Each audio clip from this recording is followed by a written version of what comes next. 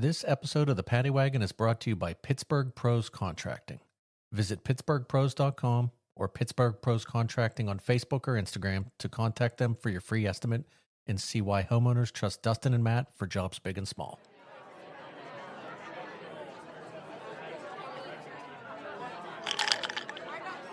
Hey everybody, pull up a seat. I have just topped off my glass. Why don't you grab your favorite beverage and join me? This is the Paddy Wagon.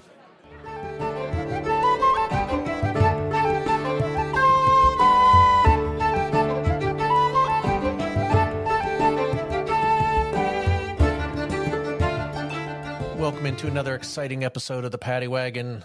They're all exciting, but this one will be more exciting because we're going to start off teasing my man here right off the bat. My man Jimmy. Let's see if we got this right. Dropped out of high school, dropped out of med school, didn't drop out of this podcast, so that's good. Jimmy's currently serving in the Navy and has his own podcast, the Internet Explorers Podcast. God only knows where the internet will take you. There's a lot of angles you could go with that one, my friends. So, Jimmy, welcome to the show, buddy. How are you? Thanks, Mike. I'm doing well, thanks. Awesome, man. Well, thanks for joining me today. I appreciate it. I liked your notes, which is like, this dude dropped out of everything, which I do a lot of that myself. But you see med school, you see Navy, you see officer. So it's certainly not for a lack of intelligence. I think you're like me. It's just like maybe, I don't know what the hell I want to do with myself. Is that fair? That's a pretty fair assessment. All right. That's especially when I was younger. As I'm getting older now, now my path is a little bit more clear. But as I was a youngster, and I'm not trying to, drop the bag on anybody, but I didn't have a whole lot of, guidance, not a whole lot of mentorship. So I just kind of did whatever and just kind of floated with the wind. And it wasn't until somebody snatched me up and said, "Hey, man, we got to fix you. We got to help you get, a little bit more mature." It's I wish people were honest about that. Like, I like that about you, but I also wish that more people said to 18-year-olds, my God, even 25-year-olds, like, it's okay if you don't know what you want to do when you grow up, because 18's a pretty early age to kind of know what you want to do with the rest of your life. And I'm a recruiter. I always say that. I feel like I say that every episode. For anyone that's listened to the show before, I'm a recruiter, but I see a lot of resumes, a lot of backgrounds, and I specifically see a lot of resumes that the education piece doesn't line up with what that person is currently doing. Like maybe even 50% or more. So, I think we're in the norm, actually. Is that right? Come on, Jimmy. Yeah, and that's my story as well.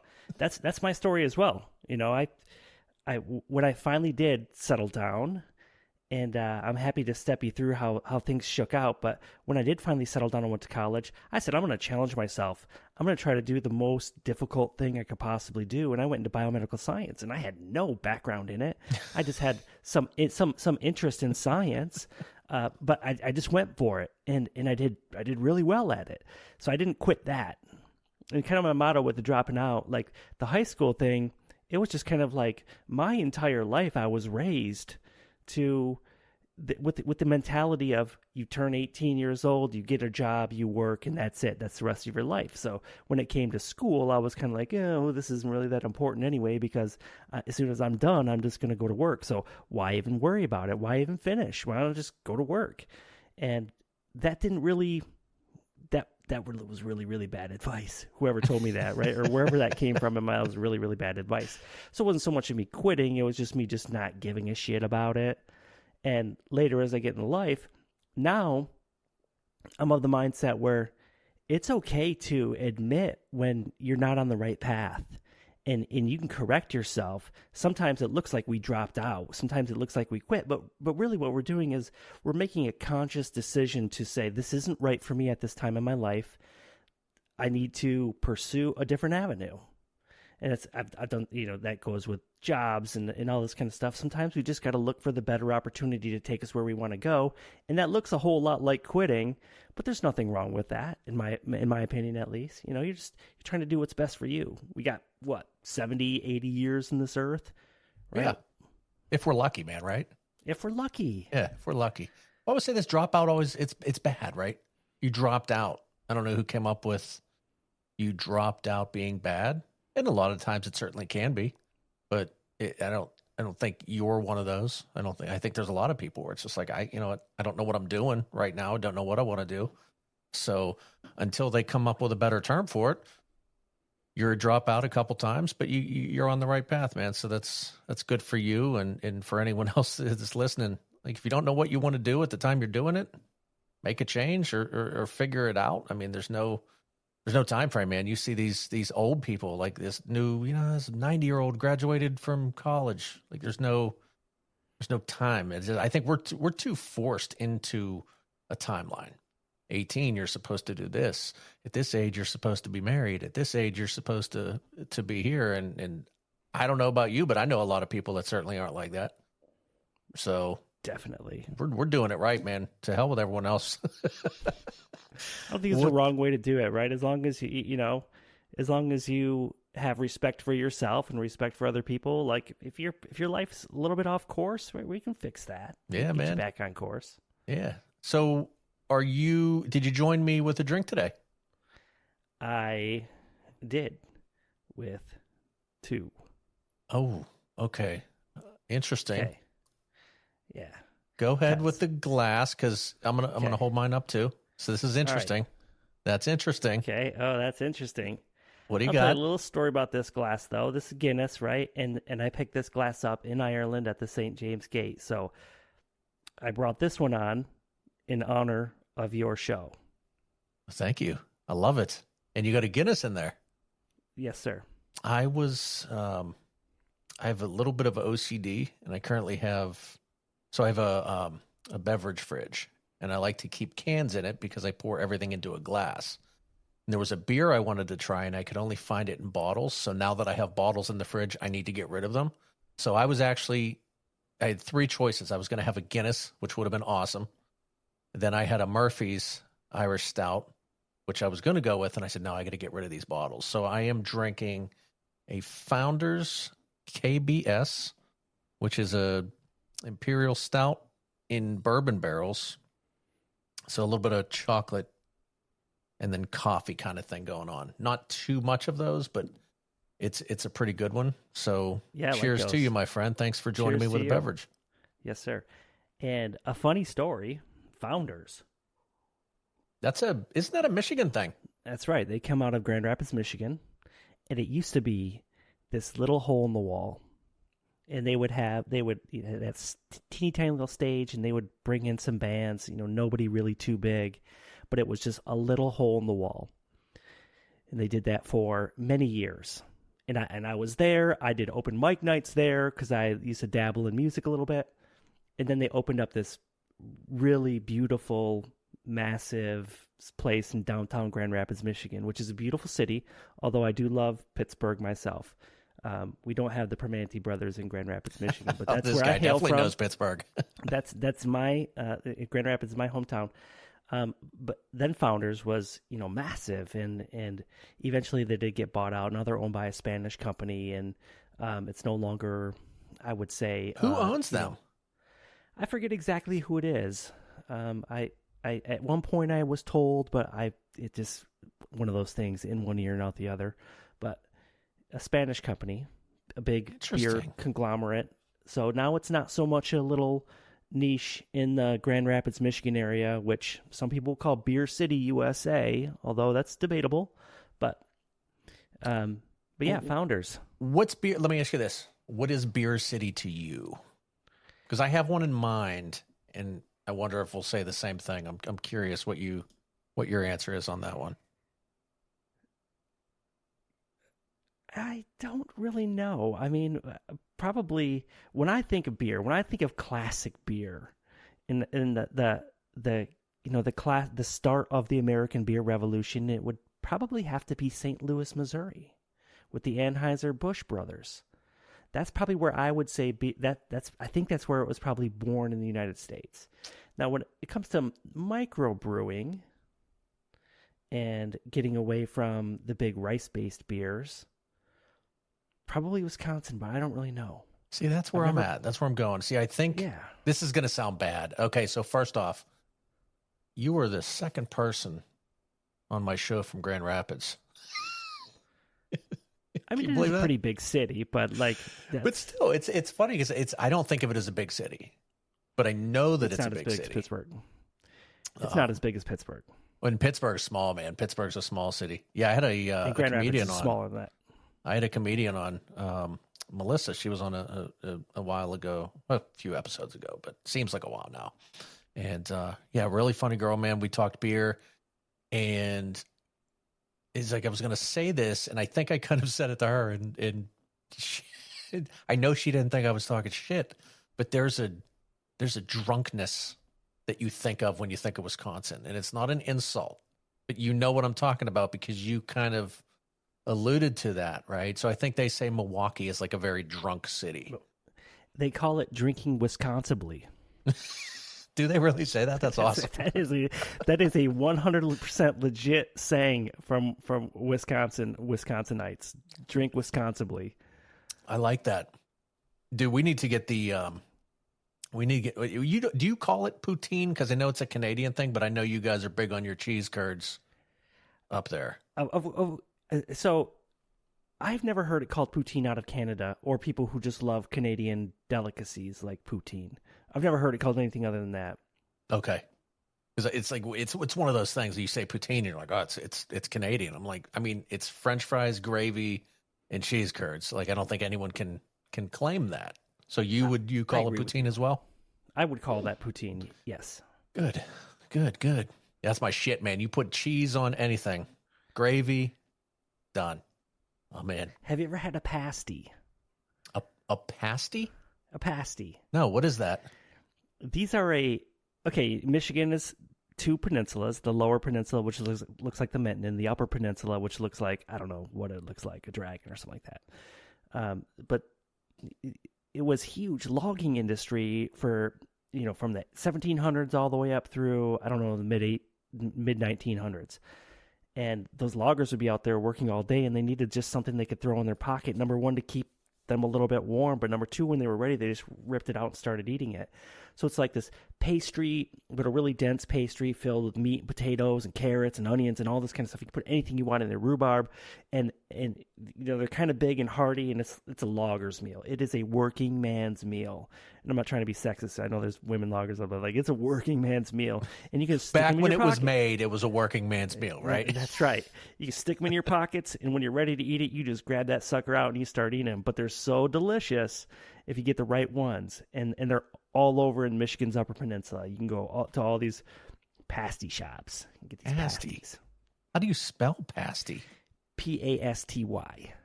Oh, okay. So if you're ever traveling through northern Wisconsin, the Upper Peninsula of Michigan, you got to get a pasty. Okay, so this looks very familiar to me. I you know what I need? I need an assistant. Jamie, pull that up for me. That's what I need. So this looks like a. I know a girl. I'm going to say Middle Eastern descent. That she would call. Would she call this a meat pie, meat something? It looks to me like at least the picture that I have up looks like a deep fried pierogi, like a bigger pierogi. Yeah, I mean, or you would think it would, if you want to go Mexican, you would say an empanada. Yeah, right? That too, man. So they kind of are like rush this thing. They're so good. I mean, if you love meat and potatoes and carrots and all that kind of stuff. I mean, you're on the Paddy Wagon, my friend. I know. This is something that. Yeah, this is something that the Irish would love. Yeah. Sorry, that is amazing. Yeah, that I would absolutely crush that thing. You know what it looks like? It looks like someone like the Hot Pocket was ripped off. Like this looks like a good For sure. Hot Pocket. For sure. And these pasty shops, they're up at 4:00 in the morning making these, and if you don't get there by 9, they're all gone, and they'll make hundreds of them, and they just sell out, and you just go there, and it's $7 a pasty, and you just I want 15 of those, and here's your $100, and do they reheat well? They do. You freeze them, they reheat. They're awesome. They're like the greatest single meal wrapped into a self-contained unit that you can stick in your pocket. That's going to make me fat. I'm going to try one of those, and I'm if I can't find one, so I have some Wisconsin connections. I've not been up there, but I need to quiz some people at work, and I need to talk to some friends, and I need to have an authentic one. I don't want one of these. I'll try to make it my first time at home because it won't be as good. I need one of these. We'll get you a pasty. Sweet, man. I'll make sure to send you over a pasty. Nice, buddy. I appreciate it.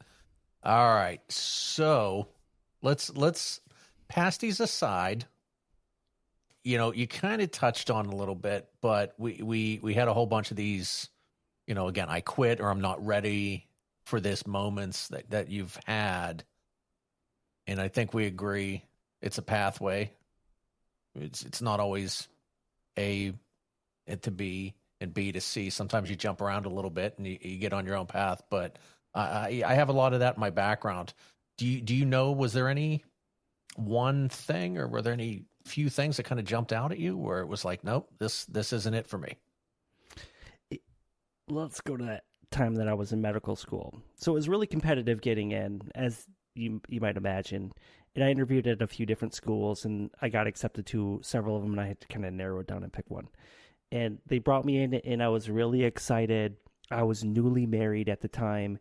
My wife and I moved down there, and we got a little apartment, and we lived outside of Indianapolis, and I was in Indiana.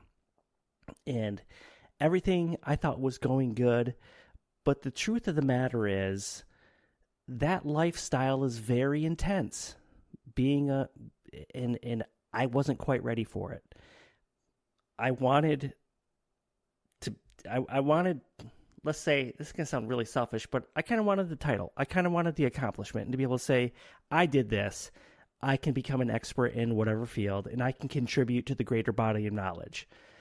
And some of that, a lot of that, almost all of that was driven by ego or the allure of making a bunch of money or something like that.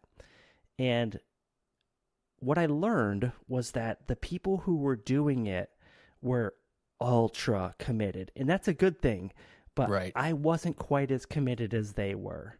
I thought I was when I went there, but as I started seeing them, they were spending all day, every day at work. And there was one lady, I'll never forget her. I sat down, she was, full doctorate, all that kind of stuff. And I sat down, we were having a conversation. I looked over at her wall, and there was a picture of a young girl. And I said, oh, is this your daughter? And she was like, yeah, that's when she played softball. I can't even remember the last time I went and saw one of her softball games. And right then I was like, this is not for me. Because even though I didn't have kids at the time, I knew that I eventually probably would have, because my wife and I had talked about that, and it was kind of our 10-year plan. And I knew that I wanted to be part of their lives more than what that lifestyle could give me. So I said, this isn't, if that's the norm, then that's not the life that I want. I want to have a good work-life balance. I want to be able to be professional, make a sufficient income to take care of my family, but also be there for my kids when they're grown. Like, to be that dad, to be the soccer coach, to, take him to swimming lessons and be there, go on field trips as a chaperone. I knew that's what I wanted to do. And I saw that it wasn't compatible with this profession that I had chosen. And I said, well, this is just time for me to start looking for something new. I respect that, because if you chose that path and then became a father and stayed on that path, you wouldn't be able to have those things. It's not possible. You get, right. And this is going to sound bad. I don't believe this is the case, but I think for a lot of people, it can be good doctor or good father or good and bad. Like, you get to pick and choose. And I know that's not the case, because I know a lot of doctors that are great fathers, great people, but it's for me, I'm with you, man. I don't have the time to dedicate to a job that much. And if you're in medicine, like, I'd prefer that whoever does surgery on me next is kind of pot committed at this point versus a guy who's like, listen, man, your fucking arm's disconnected. We'll get that back on, but I got to get to my kid's game real quick.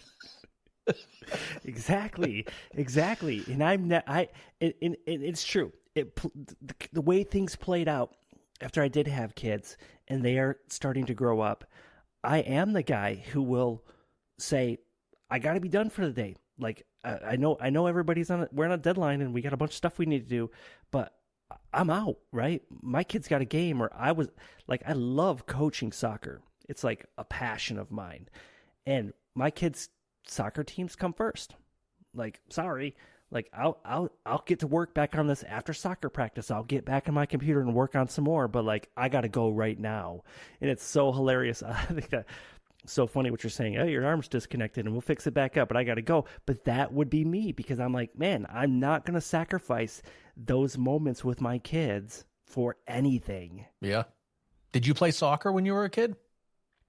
I tried every single sport there was, and I wasn't very athletic. I was very small for my age growing up. I'm what you would call a late bloomer, and I tried them all. I did wrestling, and I was pretty good at wrestling because you'd be in weight class, whatever. But I tried football, wasn't good. Tried baseball, loved it, but wasn't all that great. I played mainly ice hockey from the time I was 10 years old, and even up into my adulthood, and up until probably haven't done it for the past 2 years, but ice hockey's been my primary sport that I've played. And I never played soccer, except for maybe a couple times in the backyard. But my kids, for some reason, love soccer, and I have learned everything as much as I possibly can about the game, and I've become their coach. And I've been through the U.S. Soccer Federation's training pipeline, so I have a soccer coaching license that is not terribly difficult to get, but a lot of people don't get it because of the challenges and the cost and the time commitment. So I have a license to coach soccer. So you know the game successful. Well. I know the game pretty well. Good. It's a great sport. I've only recently gotten into it. I've always wanted a team to root for. So we have a place. Let's see I think it's called Piper's Pub. It's in Pittsburgh, and so much like you're East Coast time, right? Not Central. I am. And so a lot of people would get up 7, 8 a.m. They'd be down at this pub on the University of Pittsburgh's campus watching their soccer teams at whatever time they came on. And that shit starts early because they're all European teams. And I'm like, I want to go. And they're like, who do you like? And I'm like, I don't like anybody. And, I don't want to just root, because I'm from Pittsburgh. And what we like about our teams is we know who the players are. We know what it means to the place where you live. There's something behind it. You don't just go, yeah, I like the Steelers. Like, you eat, sleep, and breathe these teams.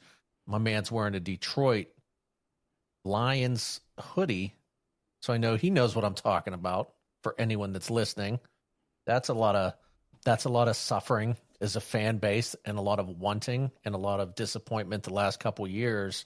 But you're also seeing that improvement. And that improvement, which is like, that's why we keep coming back, because there's a real shot. And I am pulling for the Detroit Lions more than I'm pulling for the Pittsburgh Steelers. I will tell you that much, because you guys are doing something right in Detroit. And to all you Pittsburgh fans out there, we aren't doing anything right at all. Hire me as a coach. I will clean that damn franchise right up. So you got a winner. You have one coming. I can feel it. I can definitely feel it. But with soccer, I've always wanted a team to like, and it felt fake and it felt forced. And then I don't want to say a lot of people, but Welcome to Wrexham. Do you watch that show? I have watched it. Yeah. So I had a guy from Wrexham come on before, from the town, and interviewed him about what it was like having an influx of fans and things like that. And, when we started watching that show, me and my wife, we we liked the people, and then we liked the town. And I felt it very relatable to where I live in Pittsburgh. And it's like you could see these similarities in the people. And then as you started to learn the players' names, and it started to build a little bit of this, I want to root for these guys. So now a lot of times Saturday mornings, they actually stream League One on Paramount. And so I will watch those games. So it's fun. I go down in the basement, pour myself a pint, and I'll watch some soccer, and my heart tells me I want them to win. And when they give up a goal or there's a shitty play, I'm yelling at the TV, and I'm like, now I'm into it. So I get that though, man. And so your kids, they like soccer. Was it one of these, let's get them into something? Because that starts pretty early, soccer. It does. And it's where we currently live, which is in Northern Virginia, but not for too much longer.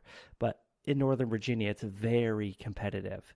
There is a lot of Northern Virginia leagues and a lot of different levels of competition, and it's very competitive. Some of the young athletes that come out of Northern Virginia are lights out. There's Why some is really that? good. I don't know. I honestly don't know. This is I have a theory. I haven't tested it, but my theory is this is a very diverse population. We get influences from every culture around the world. And I think the more these kids play together, they learn something from each other. They see, oh, okay, this kid over here where I can barely pronounce his name correct because it's, straight, I don't know, whatever, right? It's not Mike. His name is not Bob. Yeah, his name's not Bob. But they watch each other play. They push each other. They get really competitive. And it's different than if you just have a team, a homogenous team. The diversity brings so much value to these youth athletes. And they learn how to just feed off each other. And it's just taking them, it's just crazy how 14-year-olds are doing amazing stuff. And unfortunately, none of them are probably ever going to see the light of day in a more competitive league because there's too much talent across our country. And, the odds are stacked against you as an athlete in this country. They really are. Absolutely.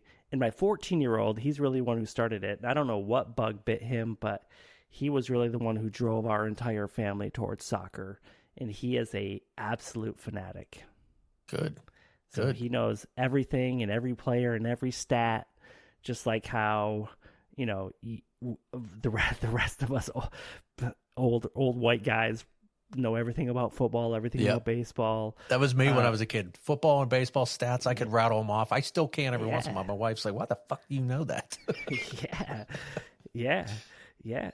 But he good, knows man. everything about soccer, all those players, every single team, all the different leagues. His league, he likes La Liga. So Who's his team?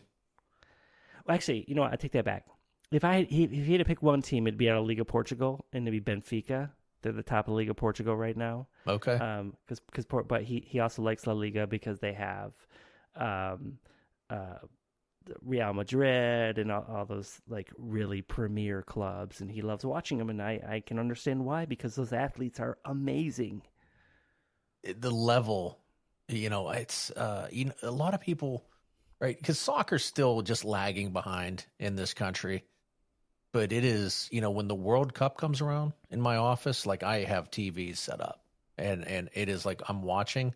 And if you are a fan of competition and you are a fan of the best athletes in the world doing their thing, it's like you need to watch soccer. Like you 100% need to tune in, because I can tell you this, and I have said this forever.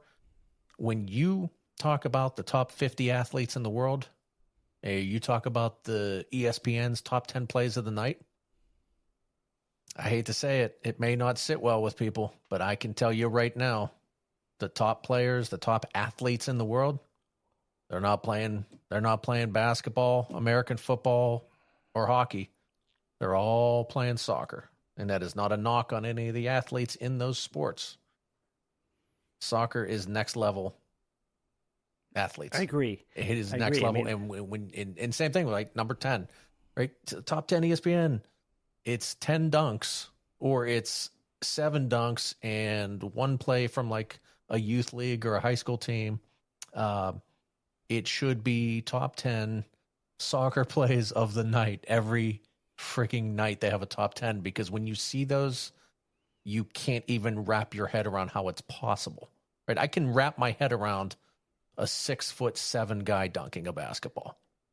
I can't wrap my head around a soccer ball curving and then a person running full speed, man or woman, getting a header in, or the bicycle kick or anything like that. It's just your brain doesn't compute when you see something that, I mean, honestly, sexy. I don't even know what else to call it. It's just sexy.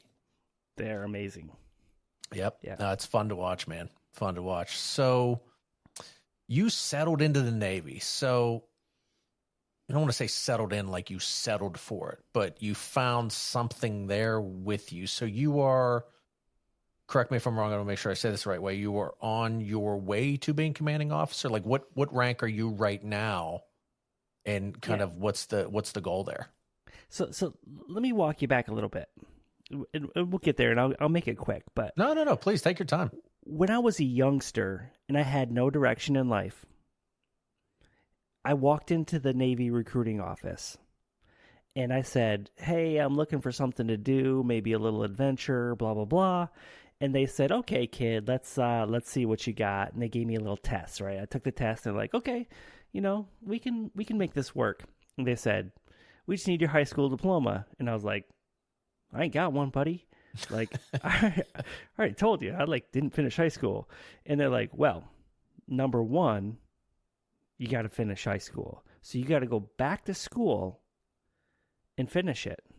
And I was like, "Well, shit, man, I don't even know how to do that." And the guy at the recruiting station, the Navy Chief Petty Officer, said, "Fuck it, let's go. Hop in the car." And he and I drove to the school together, and he was just like, he walked in there and he was just smooth. He was smooth as shit. He was like, "Hey." It was the school you went to? Yeah. Okay. Yeah. And so they all knew who I was, and they're like, "Hey, I need to get this guy finished." And they're like, "Well, here's what he needs to do, A, B, C, D." And he looked at me and said, "Can you do that?" And I said, "I can do that if it means I can go join the Navy." And he was like, "Fuck it, let's do it." Right? So he helped me get all that stuff set up. I executed. I was able to join the Navy. So I left and I joined the Navy, and I did 4 years just as an enlisted guy. Okay. And it was a good experience. I had a lot of positive role models. I met a lot of good people that I'm still friends with today. And this was back in the late 90s.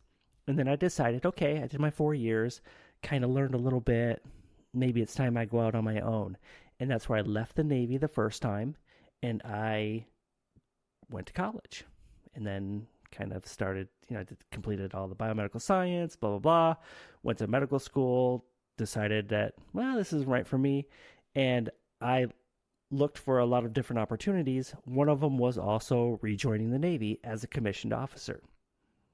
And that was not an easy path, but they were more than happy to have me back. So that was 15 years ago today, or not even today, 15 years ago and some change, that I rejoined the Navy as a commissioned officer. So now I have over 20 years of service. Thank you for that service. Yeah, and it's been life-changing. It's given me the opportunity to do a lot of cool things. And I'm a more in the rear with the gear type guy, right? Okay. So I'm not a killer. For being in the Navy, I have a embarrassingly low amount of time at sea because my jobs have never required it. The Navy. There's a lot of aspects of the Navy.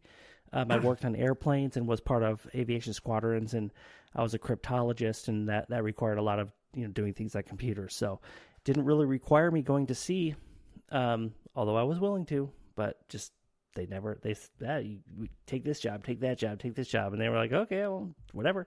So now I have over 20 years of service, and I've paid my dues, worked my way up. Performed where I needed to perform and take care of the business I need to take care of. And here in a couple months, I will assume command of a reserve center that's in Michigan. And in the reserve center, there's, well, maybe I shouldn't talk too specifics, but we have a lot of reservists out there who they need things done like their medical care, their dental care. They need to make sure their training's done. They need to have their qualifications up. We need to actually get them out to active units so they can train. So in the case that shit gets hot and we activate the reserves, we have people on staff that can get a bunch of these reservists that know what they're doing, and get them out there to, do whatever the country calls them to do. So that's going to be my job here soon. In the past, I've worked on things like computers and computer systems, all that kind of stuff. All kind of boring, kind of boring but necessary. Boring but necessary. Some things in the military is really glamorous. I've never done anything really too glamorous, right? My dad was a CB. Yeah, there you go. That's my dad glamorous. was a CB. So I think if I was to ask him, I said, "Were you ever on a ship?" His answer would probably be no. But he'll tell you that he slept through a tornado in Spain, and he got robbed in San Juan. Those are my favorite 2 Navy stories. I ever tell you about the time I got robbed in San Juan? Yes, you did. And you slept through a tornado in Spain. But I don't think he was on a ship at all. And if he was, it was not a lot. Yeah, it's a transit there and maybe transit home or maybe an airplane. Yeah. So yeah, your dad sounds a lot like my dad. We'll tell the same story 15 times over. Yeah, and he listens to this podcast too. Johnny, you definitely do. And now that I'm starting to get, I'm mid-40s, I'm starting to do that shit. Like, hey man, I tell you this story before? My kids are like about 5 times this week. Like, fuck, I'm turning into my dad. That's so funny because I recorded a podcast episode the other day and I'm really proud of it, and it won't air for a long time, but it was funny, and I'm not going to spoil what it is, but I was telling my family about it and they were like, "We know, you already told us about this." I was like, yep. Oh shit. Did I? Yeah, that's what it is. That's where we're at now in life, where we say this shit and we're like, yeah, like, sorry man, I've heard that a few times. So yeah.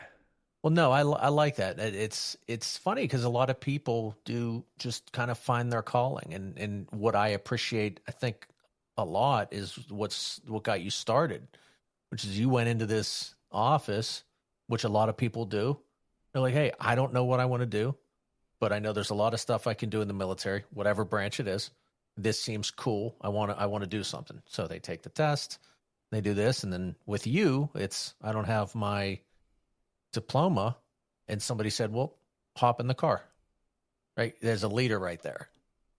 I'm going to lead you to that school. You're going to do the work, but I'm going to help you do what you need to do. And in return, you get what you want, but you got to put in the effort. So that is a perfect recap. That man was a leader. And that was, and I'm not trying to talk smack about my parents, but I never had that in my life up to that point. It was just a series of, do this or don't do that, and as a kid, you tell a kid, don't do this or, oh, you got to do that. They're not going to listen to you. It takes real action. It takes sometimes a moment of need or desperation, right? You don't know what you need until you need it. Yeah. And then when you have somebody there who can lead you and be your mentor, and it's something new, you're like, holy shit, where's this been in my life? And that's kind of what it was like with me in the Navy. I got in there, I was like, holy shit, I actually have abilities. I actually can contribute to a team. I can actually bring something to the mission set. That was the first time I ever realized that in my life. And maybe all kids are the same and they don't really realize that till they get a little bit older and get their own skin in the game. But that's what it took for me, is just going down to that recruiting office, joining. And then from there, it's just been a different, I've seen some memes on the internet where it's like, oh, here's one path and it's a nice, smooth, linear trajectory from birth to death, and there's nothing in the way. And another one where there's pitfalls that you got to jump over, there's cliffs you got to climb, there's alligator infested waters you have to swim through. And I kind of think that's the path that I took. And has it made me a better person? I like to think so. I like to think that I have had a lot of good experiences that will allow me to help some other young person who's struggling when their time comes. And I think that I am in a place or a position where I can say, hey, we can get you through this, right? It's going to take some effort on your part, but I'm willing to be your leader, right? I'm willing. How much are you willing to give? Yeah, if exactly. I'm willing to do my part, will you do your part? Exactly. I like how you talk about your parents, because you're like, well, they're good people. Like you preface when you're about to say something, you're like, I'm not saying they weren't there for me, but they were there for me in different ways. And I think, I could say the same about my parents. Are awesome. Like, they're fantastic. They've taught me a lot of things, but I never had somebody going, this is what you need to do here. You need to do this, and then this, and then this. But I notice the older I get, there were things that they both did that I've carried on with me, right? So as a recruiter, I'm talking to people all the time. And it's not a glamorous job, but what people don't know is that I'm reading people all the time, and I'm hearing people, really truly listening to what people are saying. And I call them out on things before they even have a chance to call themselves out, right? Something like a commute. Yeah, I'll go. Commute doesn't matter to me. Sure it does. It will. We're from Pittsburgh. It all matters. You'll quit. It will break you. It's like a form of torture. I'll do it. I've been commuting my whole life. Okay. I'm telling you, I don't want to put you in a role and then have you want to back out 6 months from now. And it happened a few times, and 6 months later, it's like, man, this commute sucks. Like, we talked about that. You told me it wasn't a big deal, and it was. But, that ability to read people and kind of read the room, and that awareness that, I think that comes from my dad. He did a lot of things where I'm a cheesy little sayings and posters, like those dumbass motivational posters you see on walls. I love those things. I love them. They're all true. They're all true. And my dad gave me one that said, it was just like, I was down and out. I forget what it was, but I wasn't at my best. And I, felt down a little bit. And he just kind of had these little things written down. And one of them was, a path without obstacles probably doesn't lead anywhere. And the other was, when life closes a door, it probably opens a window, or something like that. And I remember hearing those, and I said, that's how I'm going to look at life. That's sometimes the road is bumpy, but when you get where you're going, and I don't know if we ever truly get where we're going, but there's a lot of bumps along the way, and I think people respond differently. And so, our kids, right? You're coaching, you probably, in a weird way, enjoy your kids losing sometimes, because it maybe teaches them a lesson. You don't want them to lose, but when it happens, you can go, yeah, I mean, listen, man, life sucks. Life is going to be full of these little things where you lose. Are you going to get back up, though? Right? And that's where you start to build that into your, your person, to where it's like, because I lost every damn. I'm the world's biggest loser, and I'm not talking about the bigger people on that show. I swear to God, every team that I was on when we were a kid, we lost. And I don't think I was on a good team until I was in high school. And I got to say, the first 4 seasons coaching soccer that I had, we maybe won 2 games altogether. And it wasn't until those kids started trusting me. And there's a saying out there in the coaching world, the only thing worse than a coach who cares too much and will put you through too much stuff is a coach who doesn't. So I really had to learn that, I could be these kids, I could be friendly with these kids, I could get to know them, I could get to know their personalities, and I could start to push them outside of their comfort zone. And once I was able to do that, and I was able to communicate to them, hey, I know we've been together for the past 4 years, and I know you just don't want to be on the losing team. I know you want to be on the winning team. So look, everything I'm saying to you, everything I'm doing for you is because I'm here for you, right? And I've been here for you. So now I need you to do this. I need you to do that. And once that clicked in their heads, and it clicked in my head that I could do that, dude, we started kicking ass. I love it. Like the last season, we won. We tied one game, but all the other games, we didn't just win. We fucking demolished teams. Like we embarrassed other teams. And it was all because these same kids that I've had for year after year after year, we lost and lost and lost. Something flipped in their mind where it was like, hey, you know, maybe coach isn't here just to be mean to us. Maybe he's trying to teach us something. I think once they realized that I was there because I cared and I was putting them through whatever I was doing because I cared for their success, then they're like, oh shit, this dude's actually like legit. And we started winning. Well, you know that coach cares because I want kids that don't like losing, right? My son, he just, first time they were in playoffs basketball, they made it to the championship. And they got beat. They got out physical, then they lost the game. And he was really pissed afterwards. He was, upset. He had tears. He wanted to smash his second place trophy. He was calling it a participation trophy. And I was like, my man, you earned that trophy. You guys played your ass off. You knocked the number 1 seed out. You were within 6 points of beating a really good basketball team. And you lost to them. And it's not a big deal. Did you give up? No. Then you're a winner. Right? Losing a game, you're not a loser, right? And the fact that he was upset and he had tears told me he cared. And that's what I want more than anything. I'll take a whole team full of kids crying over the kids that leave and just go on with their life. Like I don't want them to be bothered for the rest of their life.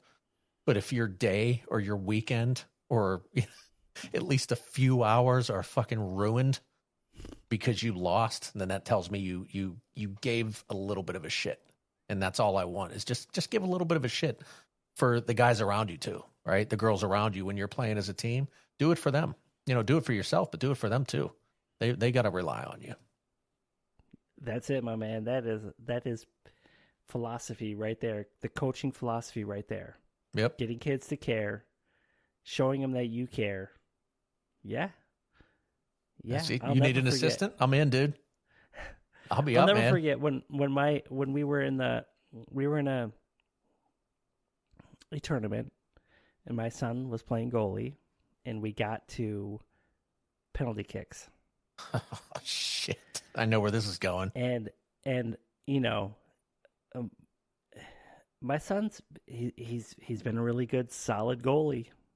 Although he doesn't like playing goalie anymore, but he was a real solid goalie. We lost on PKs, and he let one in, and I think I couldn't console him. I couldn't console him for days, and all he kept doing was thinking about that one that he let in. And I said, "Dude, but how many other shots did you block?" I was gonna say he let one in. Yeah. How it throughout the whole game. I mean, it ended. It was 0-0 at the end, and they went to PKs. He blocked. I said, "How many shots did you block to get to those PKs?" And one got in. Dude, that sounds like you did pretty freaking good. Yeah. Right? Like, why are you? And I think finally it started clicking in his head. The same thing you were saying. You're not just because you lost one game and you got knocked out of the tournament doesn't make you a loser. Mm-hmm. That makes you a winner for getting that far, for putting all of your blood, sweat, and tears into this game. Give me everything you got for 90, and that's all I need. Do it for your teammates, and do it for yourself, and whatever happens in the end, there's no shame in losing if you go into it giving it your best. Totally. That's where I think they start to get sports wrong, where they're not keeping score with certain things. And I don't know. I've not seen any of that yet. Maybe in the really young, like you're maybe 4-year-olds playing soccer or something like that, where they're not keeping score. But you would always heard about these. They don't keep score in young kids' sports anymore. And I'm like, I've never seen one of those leagues. Like, absolutely keep score. There's teaching the fundamentals. It's certainly okay. You want to win or you want to lose. Like, I get that. But I truly don't believe anymore that winning is the only thing that matters. I think when I was a kid, I thought you had to win everything. But as you get older, you realize, if like I said, give it what you got. And sometimes, other teams are better and they play better and they win. And, sometimes you don't play good and you win. And sports it's an interesting thing that can happen, whatever sport it is, can go a lot of different ways. Like I said, sometimes the team that played worse can win and just crazy things happen, but give it your all, right? That's right. And in all my years of playing sports, mostly hockey, I can't even count how many times I've been in big plays. I can't count how many times I've scored goals. There's certainly some that have been memorable, but all that stuff, it just washes out of your mind after too long. The wins, the losses, nobody's really keeping count. I think that's one thing that, and I think this applies just in life in general. We're our biggest critics, right? We count our successes and failures, but nobody else really does. They all just start to fade into just our life story. You win some, you lose some, you learn the lessons where there are lessons to be learned, and it makes you a better person, right? You don't need to keep score. You don't need to remember every single goal that you scored or every single goal that you've missed, because I've missed a ton of goals too. Mm-hmm. It's about taking the lessons that you learn every single time that you play a game or do anything in life and making yourself a better person. That's always been kind of my philosophy. So when you talk about, and I know you're kidding, and I'm totally up for getting punched in the face. Oh, here we go. When you talk about when you talk about dropping out, this goes all the way back to it. It's a one moment in time where you say, you're like, okay, well, this wasn't a W, right? Was it an L? I don't know. I don't even think losses count as losses, because you still win something out of them, right? You win that lesson, right? You continue to grow, you continue to learn, you continue to get better at whatever you're doing. So quitting, losing, it's all a win. It's all a win, because at the end of the day, I guess I kind of lost my train of thought there. Oh, welcome to the club, pal. We're mid-40s, right? Yeah, right. I think the point I was trying to make was, though, like, hey, wins or losses, I still count them as wins, right? Because even in a loss, you learn something. Yeah, and that's what I would do with my kid after the games. It was like he didn't want me to yell. He's like, you could tell he just, don't yell. And I'm like, that's not me. I mean, I may yell when you do dumb shit at home, but as a coach, I'm not a guy that's going to yell. And me raising my voice as a coach isn't me being mad. Me raising my voice is to get your attention. And I didn't coach this last season. They had some good coaches on his team. And so I kept my mouth shut, because I'm not somebody who barks at a coach. When I coach, I can say whatever I want. When I'm sitting in the bleachers, I keep my mouth shut. And I think that most parents can do that. You can say certain things. You can cheer loud, or you can maybe do certain things. But calling a coach out when they're the ones volunteering their time, I don't like that. I don't think it's right. Sure. That is the biggest, that's my biggest pet peeve about being a coach, is the parents. The parents. I'm here doing everything I can. And I'm sorry to cut you off. I know. No, go ahead. I apologize. But I've spent thousands of dollars on training, on gear. Every time I go to a practice, I've spent hours preparing their drills, their lessons, what I want to teach them. I've reviewed my notes from the previous game, or I'd record games, I'd review the footage so I could help trying to tune them into areas where they needed feedback.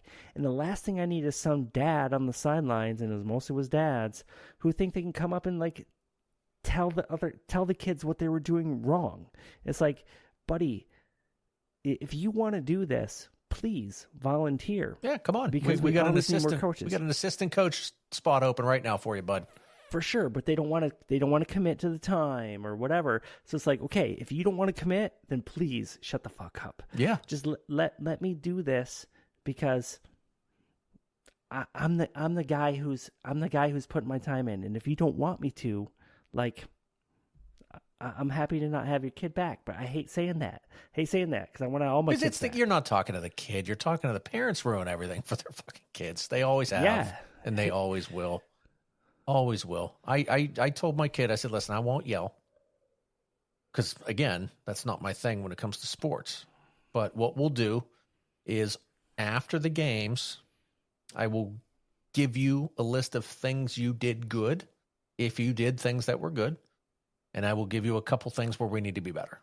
I didn't say things you did wrong because, you're 12, you're learning basketball, over and back, traveling, dribble, or double dribble. I mean, there's all these things where you're like, at that age, you're still kind of trying to figure out, he got a 3-second called on him and he looked at me and threw his hands up in the air. I said, 3-second rule. We'll talk about that one on the way home. You don't know what the 3-second rule is until you get called for it. So, but that's all we did. And I said, listen, just let me tell you the things where we can try to be better and things that you can be aware of. And damn it, every time I told him something, I said, next game, do it. I wanted a lockdown defender because he doesn't score a lot of points. Basket a game, couple baskets, doesn't take a lot of shots. He's not the guy on the ball or on the team to dribble. But I said, when you get the ball, you got to know what you're going to do with it. And when you play defense, I want you to suffocate whatever human being you're guarding. I want them to, if they get the ball, be forced to pass that ball. And if they shoot the ball, I want them to miss it. Now, I don't care when you get scored on. It's okay. People will score on you. It's not a big deal. But I want you to pester them. And there was one game where I heard a little kid yell, "Stop guarding me. Why are you guarding me?" And I was like, yes. He was like a little fucking Dennis Rodman. Yeah, that's the ultimate compliment right Suffocate him, dude. And he did. He did a great job, and I was real proud of him. And he had 6 blocks in one game, and it was just amazing. It was just, you could see just every game he just got a little better. And I said, just keep it up, man. Just keep working and work for your guys and do it for you and just have fun, right? So that's it. I think a lot of kids, they don't have enough fun playing sports. I would hope if you don't like it, just like you said, we joked about it, like quitting. It's not quitting. You're just not, your heart's not in it, right? You're just not into it. And then you went back and you did the things you needed to do. But yeah, it's just like a detour more than quitting. So yeah, and you said something earlier too about kids getting pushed into sports. I've had a lot of that as well, where a kid shows up and I'll just straight up ask him like, "Hey, is this something that you wanted to do? Did you ask to join soccer, or did your parents say that they wanted you to do this because you needed to do something?" And I'll get a mixed bag, right? Some kids are like, "Oh, no, I really want to be here." And I'll say, "Good. If you really want to be here, then show me, right? Like, you're here. Now, listen to me, right? I'm not going to always be right. I'm going to be wrong. You don't have to take my word on every single thing. But, like, when I tell you you're not dribbling with your left foot enough, it's probably a reason why." But then I've had some kids who are like, "Oh no, my parents just wanted me to be here." And at the end of the season, I can tell them like, "Dude, what do you want to do?" "Oh, I want to do swimming." "Well, do swimming then. Do swimming, right? Like, I'm not telling you don't come back and play soccer because I'd love to have you back on the team. But like, if this isn't your passion, then pursue your passion." Yeah. What do you try to do when you have kids that? And I love the question because I don't think enough coaches or any coaches really ask that. But like, so let's just say you got a kid who's like, "Yeah, my mom wanted me to play soccer. My dad wanted me to play soccer. They played soccer, so now I have to play soccer." Right? Okay. So now we've established that the kid doesn't give a shit. But can you determine things within that kid? Do you like to win? Do you want to win? Do you like being a part of a group? Do you like doing things on your own? Like, what are, and can you kind of build on that to try to get them to see soccer provides me some of these things that I actually do like. Soccer's a gateway to winning, or soccer's a gateway to being a team player. At basketball, I've always been a fan of the point guard position. I would take 6 points and 12 assists any day of the week over a 25-point game. That's me.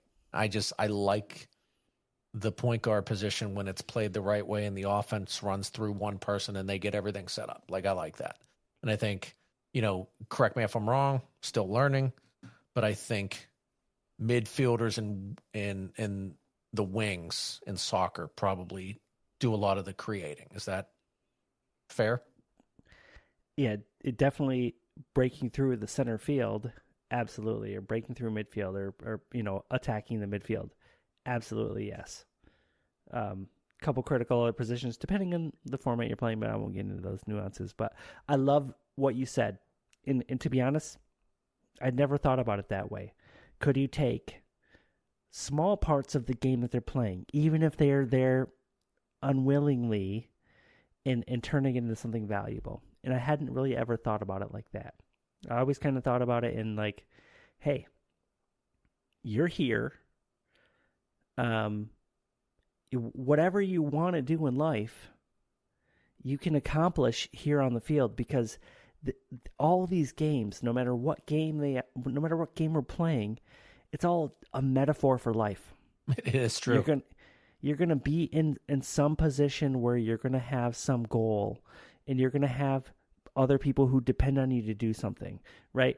And you can see how this metaphor plays out. It can play out a million different ways, but that's how I always saw it. I never really saw it as accomplishing like their athletic goals, but more of just like, this is how you learn how to be a good person, right? Working with other players, understanding how to set up the team for success, and where the critical role that you play.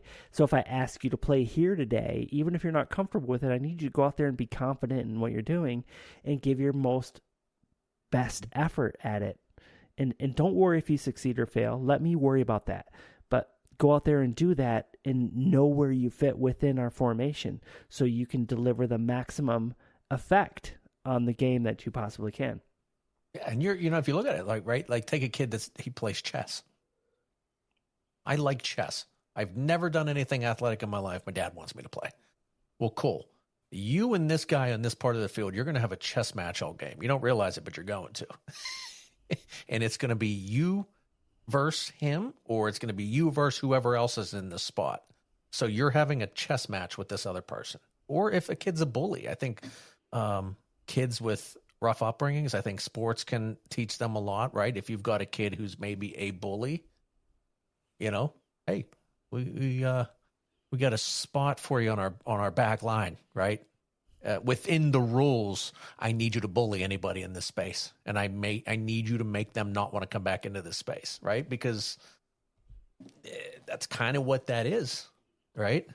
Make them think twice before, going up in the box, trying to come down with a header. So I think there's a lot of different things that you can get the most out of. Just squeeze every bit of something out of a kid that you can, or even as adults, man. It's just, what do we do to try to motivate people to be their best and give everything they have? And everyone's different. There's no cookie cutter answer for everybody. And I think that's what I liked about being the assistant coach on basketball, was I just got to be the fun guy. We're down 12, and I'm like, you guys having fun? You guys having fun? Don't look at the scoreboard. Don't worry about that. 12 points. That's only 6 baskets. All right, now it's 3. Who's going to score the next one? You got this? And I just love kids when they give effort. Good things happen with effort and just a little hustle. So, how old are your kids? My youngest is 10. My oldest is 14. Okay. They're in that, starting to get competitive, very, right? I would think the 14-year-old maybe. Yeah, he is. And he's at the age where he's starting to develop muscles, and he's working on that, and like, all right, dude, like, good on you, but don't forget, I brought you into this world. I can take you out. You're still 14, chump. That's right. Them little baby boy muscles. That's right. You You got to get a few more years in you before you take me down. Nice. That's man. Right. So I like you because like I said, you remind me of myself. We said that offline. We said a little bit through the podcast here is like, I'm a whole bunch of a little bit of everything, man. I like to paint. I like to do photography. I got a drone. So now I do drone videos and photography, learning to play the bass guitar. I haven't picked it up in a while. Love podcasting, being a dad, coach, just, anything I can get my hands on. I just feel like I'm constantly wanting to learn new things. And one of my most recent ventures, podcasting, which you are into as well. Shocking. The man of many talents here. I like your show. It's kind of as my wife would say, your brain is filled with the useless knowledge. But I don't find knowledge useless because it all comes back to the one time when somebody needs that useless knowledge and all of a sudden it's not so useless anymore. But without that sounding insulting, because it's certainly not, because like I said, that's me. That's kind of what I gathered from your podcast. I think there are a couple topics: kombucha, creating free energy in your basement, why aliens love crop circles. That one made me laugh. And it's like, I'm sitting there thinking, I think this guy could potentially have ADHD, because I think I have ADHD, because it is all over the place with your podcast. So I am not diagnosing you. I will let you tell me, is there a possibility there that I may be right? So I've always wanted to do a podcast. I've listened to so many podcasts in my life. I love podcasts. I love podcasters.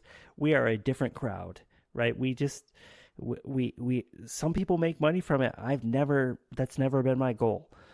When I decided, and this was late in 2024, I said, I'm going to do a podcast. I'm just going to fucking do a podcast. Did you know what you were going to do at the time? I did not, but I set down a couple guidelines for myself because I have values.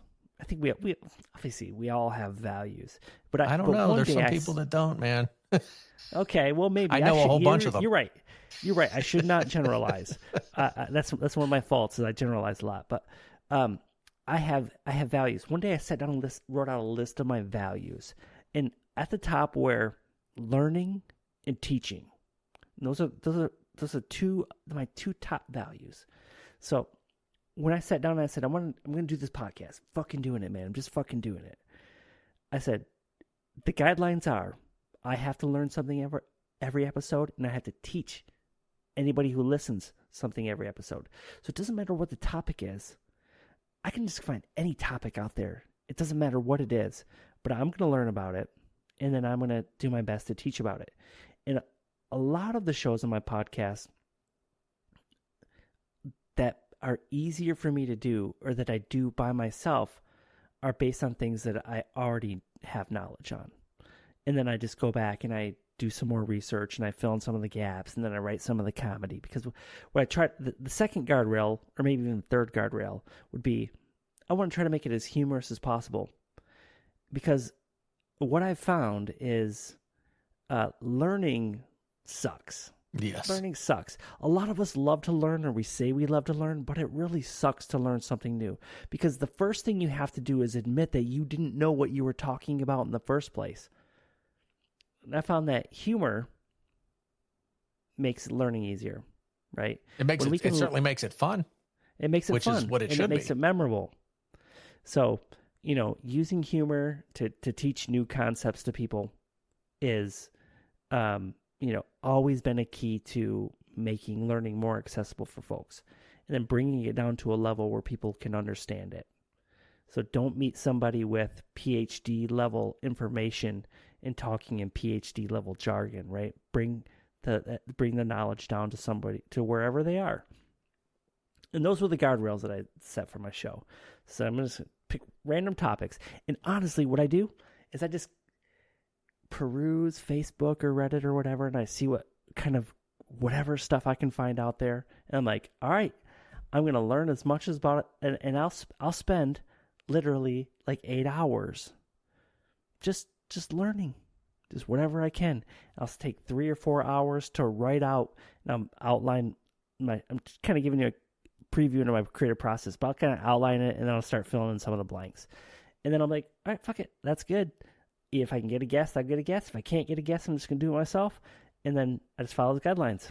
I learn something, I teach something, and I try to make it as funny as possible. And that's it. That's my formula. Is there some ADHD in there? I don't know. Maybe.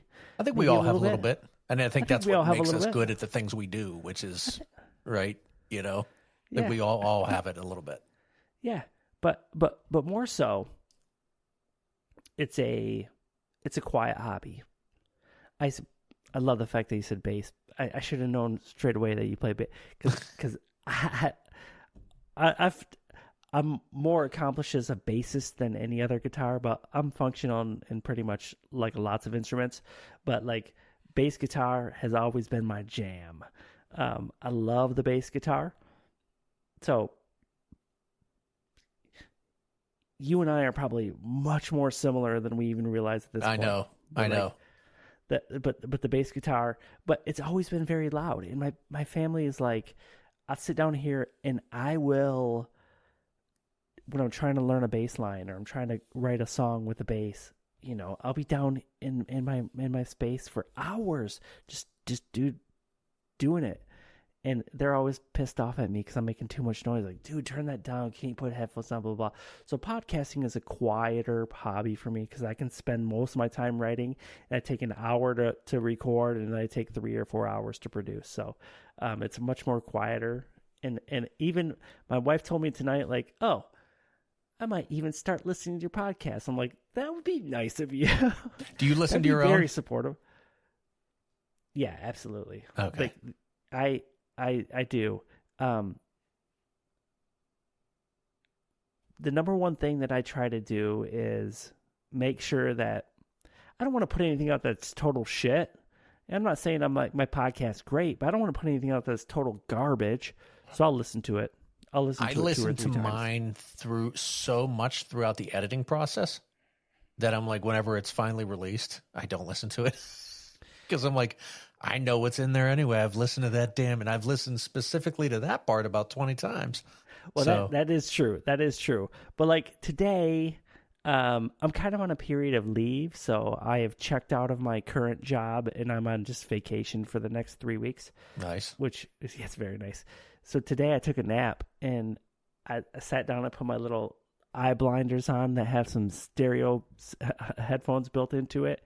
And the best thing that I could think of to put me to sleep was my own voice. So I listened to it, and it put me right to sleep. Oh, that's funny. What if I was like, yeah, man, you've been putting me to sleep this whole episode. I agree with you 100%. I might have a new job as a hypnotist. You do have a good voice. It was funny because, like, as you were talking, I'm like, this guy's. I liked your voice. I liked listening to a little bit of your podcast there because that's a part of it. I've always. When people have said to me, they're like, you got a good radio voice. You have a good podcast voice. And I'm like, really? It's like, that is literally the last thing I would ever expect to hear. And I don't consider it to be true. And a lot of people have been like, yeah, man, you do, you know, your ads sound great. You sound like you know what you're doing. You sound, you know, intelligent when you're having certain conversations. And overall, your voice isn't awful to hear. Right? Because some people are high pitch. And I'm like, well, I agree with that. I'm like, I take that as a compliment. Mike, we are our own biggest critics. Okay. Yep. None of us probably, again, hear me generalizing, but like none of us like the sound of our own voice. We always hear somebody else or we always see somebody else and we want to compare ourselves to somebody else. Like, oh, I wish I looked like him. Oh, I wish I sounded like him. I wish I could sing like him, blah, blah, blah. But all that's bullshit, man.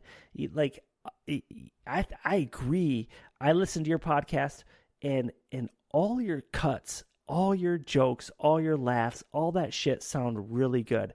And I'll be honest with you. A week ago, I had to drive a long ways, and I had a 9-hour drive one way and a 9-hour drive. So I had like 18 to 20 hours.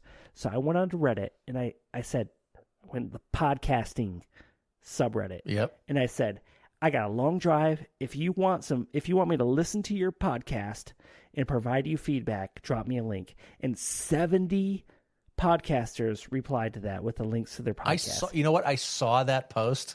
I actually saw that post.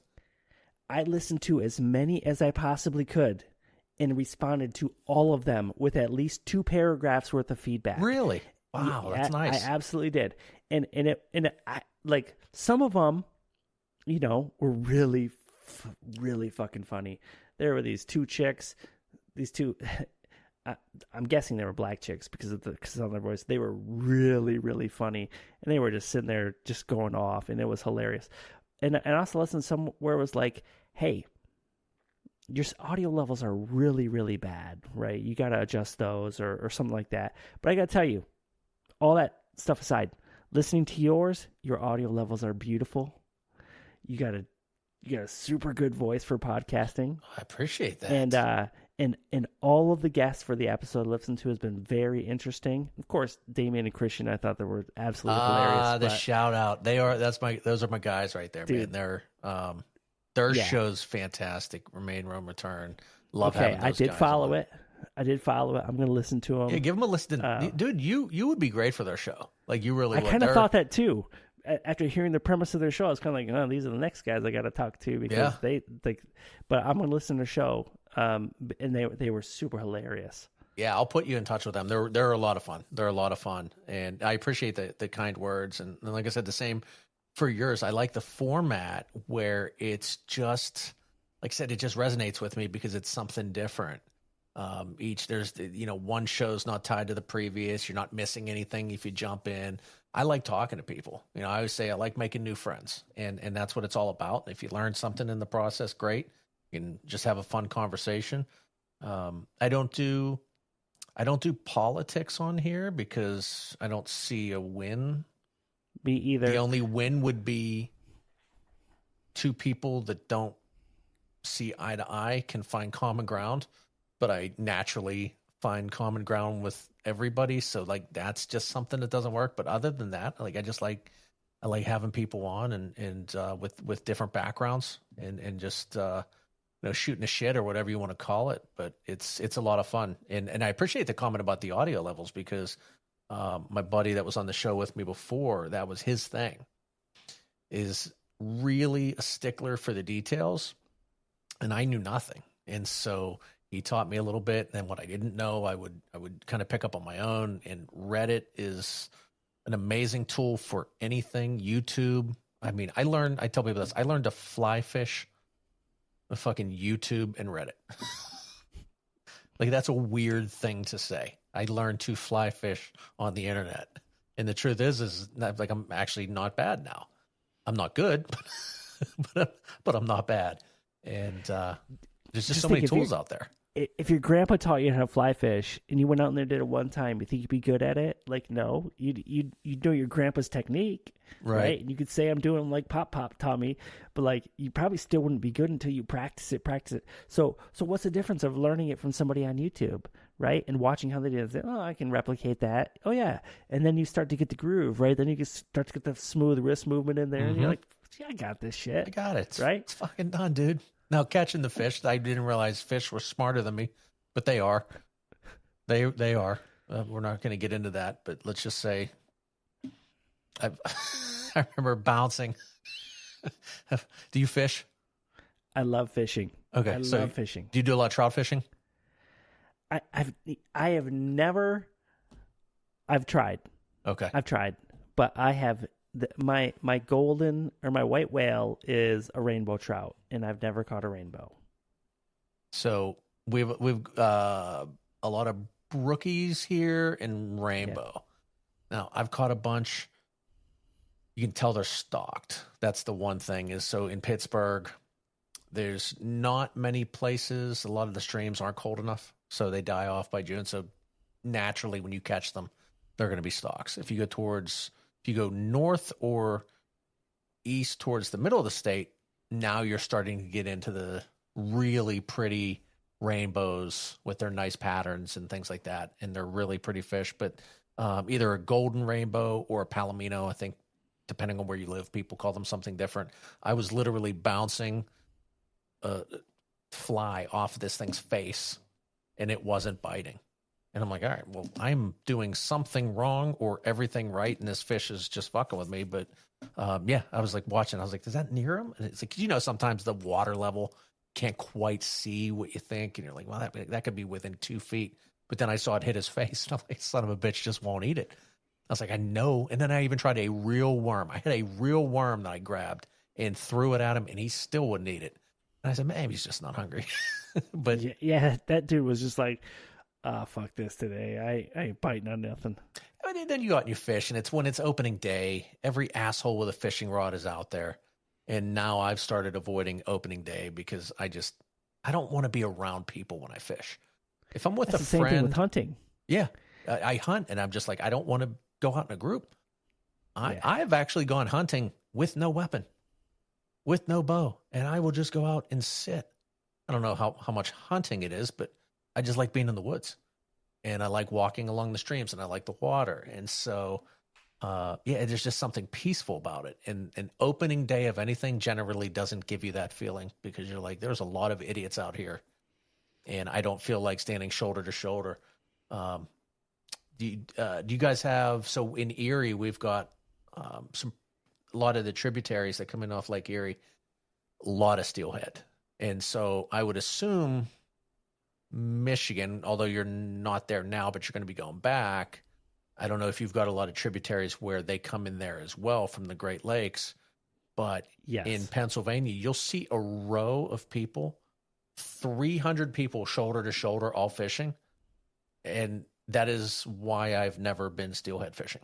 I have no interest in steelhead fishing and standing next to 700 fucking people. Yeah, right back to Grand Rapids, Michigan. There is a fish ladder, and right off the fish ladder, there's several dams, and the fish are trying to swim upstream to get back to their spawning grounds, and it'll be the same thing, shoulder to shoulder, all the way across the fish ladder. And I mean, I've seen some pictures of some guys who have pulled in some honkers, but yeah, I'm not doing that. Yep, I'm not doing that. Like, I've gone and fished there a couple times, but I ain't standing out there on opening day waiting for it's just too much stress. First of all, when I go fishing or hunting, I'm doing it because I want the peace and serenity of being in nature. Mm-hmm. I don't want to be surrounded by somebody else. I don't want it to be a competition. I don't want it to be an industrial action where I have to compete for some meat, which will probably taste wonderful, but like that's the prize is only a quarter of the experience. The other 75% of it is the doing it and just the being in nature for me. That's what it's all about for me. And I would tell you this, what's good is the first few days, especially opening day, it's the people that never fish. So they've got a fishing rod and that's all they have. It's fishing rod and a thing of worms that they picked up from a gas station on the way to fish. If you've got a pair of waders, preferably chest waders, you can go places they can't.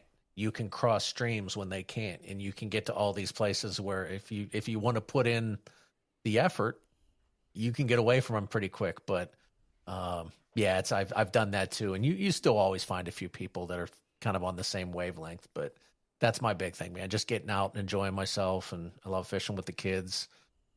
They enjoy it as well. We were down in West Virginia. We went to Stonewall Jackson Resort, and big beautiful lake. We got a pontoon boat, and the even I will crank the why am I not why can I not think of the term? Here's my brain fart for the day. The setting on the rod that allows the drag. The drag. That's drag. That's why I couldn't think of it. I was going to say gain because I'm thinking microphone. Turn up the gain. Yeah, just you get a little panfish, you get a little bluegill, and if you set the drag low enough, that thing's running. And then you got a fish like like it's something bigger. And I would do that with the kids, and seeing their faces light up with every freaking sunfish they caught was just, it's the best. It's absolutely the best. Totally. I love perch fishing. Oh yeah. And one thing one thing you didn't ask, which is okay, the Triple R guys I'm sure will, but like where have I lived? But like I lived in Hawaii for a couple years, almost 3 years, and I would go spearfishing. Have you ever had that experience, spearfishing? I have not.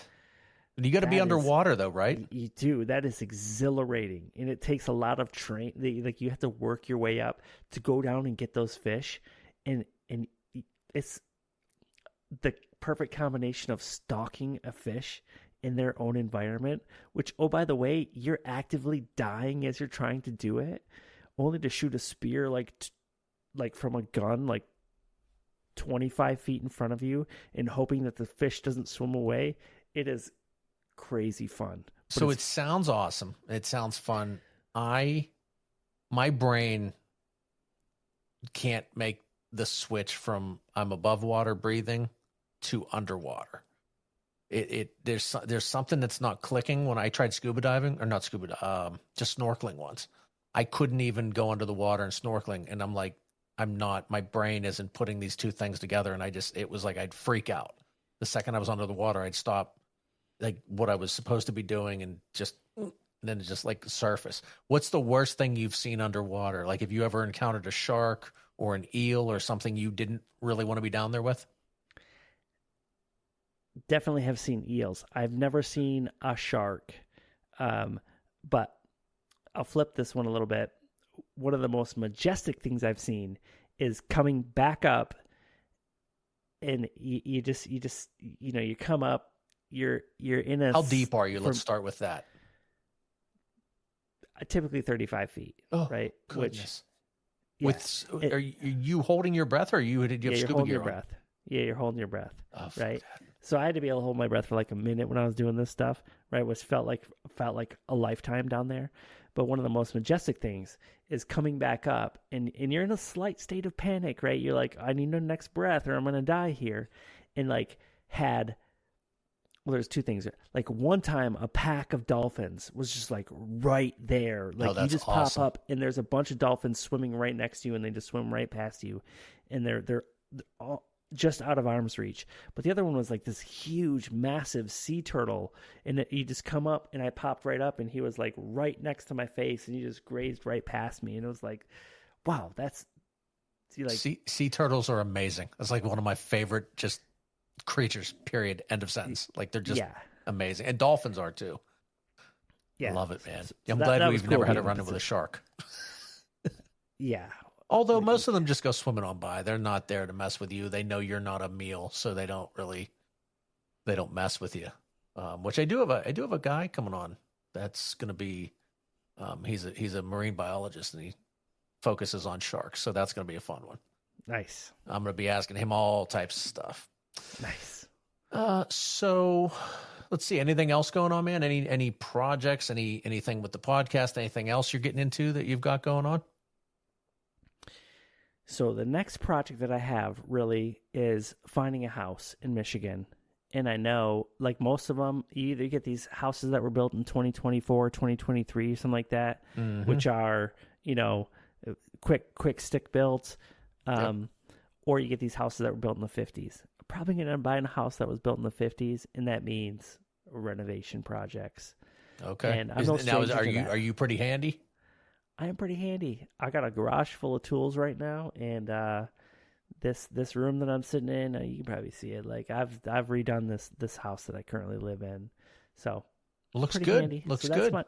That's my next project, right? Is finding a house, buying a house, fixing it up, and making it comfortable for my family to live in. Now you're hoping to stay there when you go there this time, or do you the plan? No more moving. It's hard to say.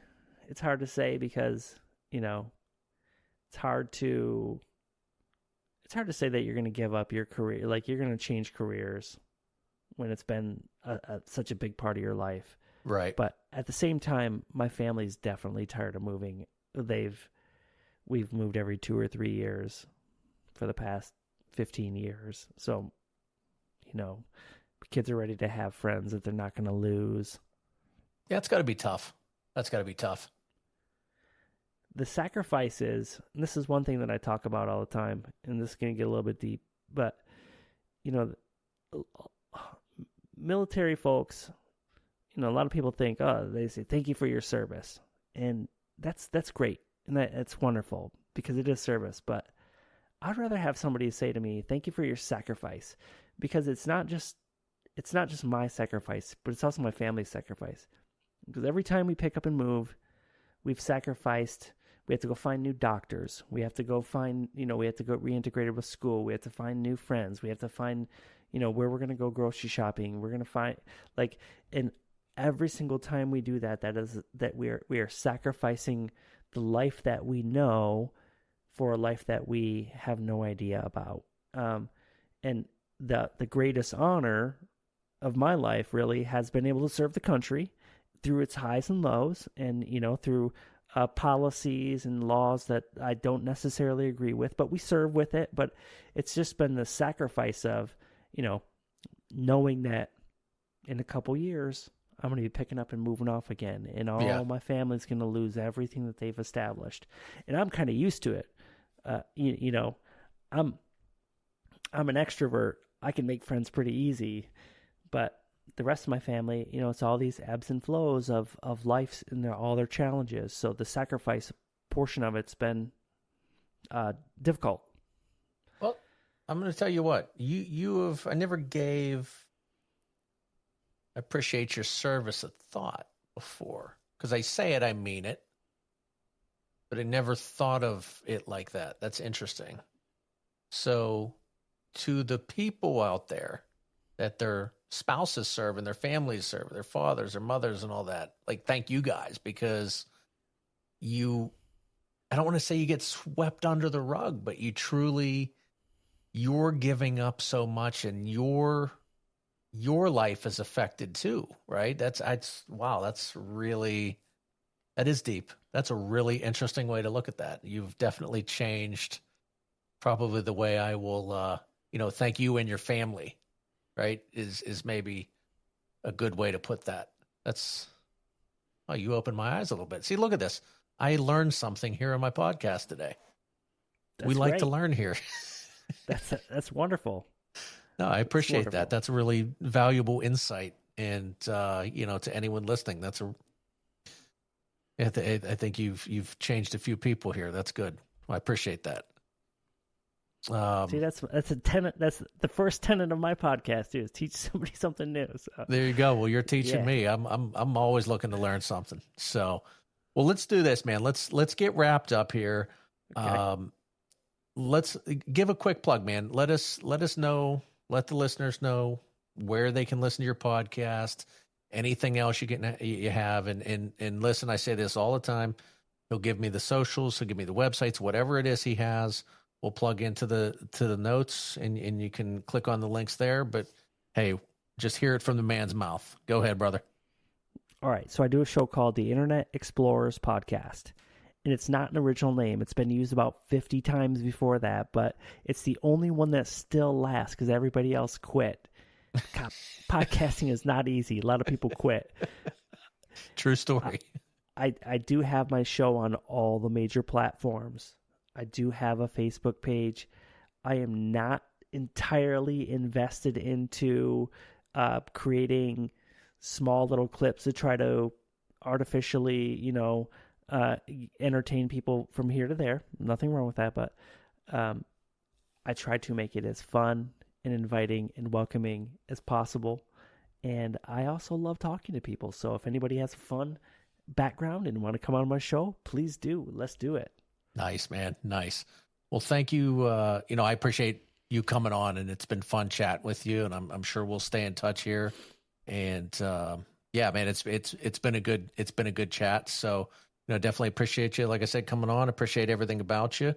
And we'll chat soon. All right, Mike. Thank you very much.